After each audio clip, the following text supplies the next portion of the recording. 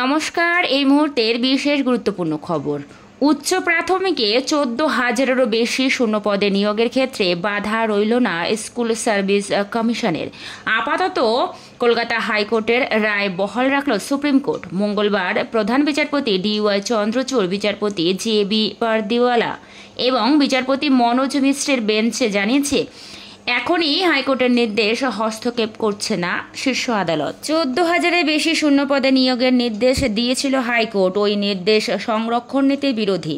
এই দাবি তুলে শীর্ষ আদালতের দ্বারস্থ হয়েছিল রাজীব ব্রহ্মসহ কয়েকজন চাকরি প্রার্থী। এর ফলে 14,000 চাকরি প্রার্থী নিয়োগ নিয়ে আবার তৈরি হয় জট।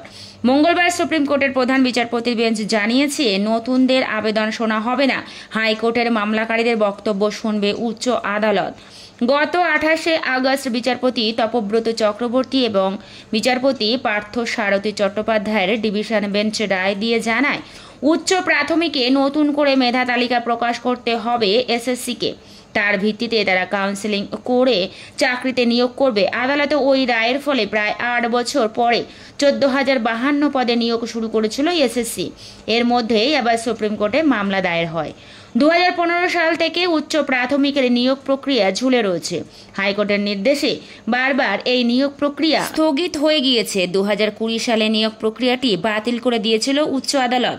তারপর 2023 সালে প্যানেলে প্রকাশ করার অনুমতি দিয়েছিল হাইকোর্ট। তখন ডিভিশন বেঞ্চ জানিয়েছিল, প্যানেল প্রকাশ করা যেতে পারে, তবে কাউকে নিয়োগের সুপারিশ করতে পারবে না SSC।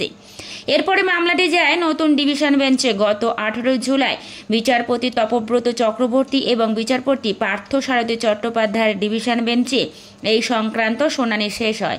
28শে আগস্ট রায় ঘোষণা করা হয়।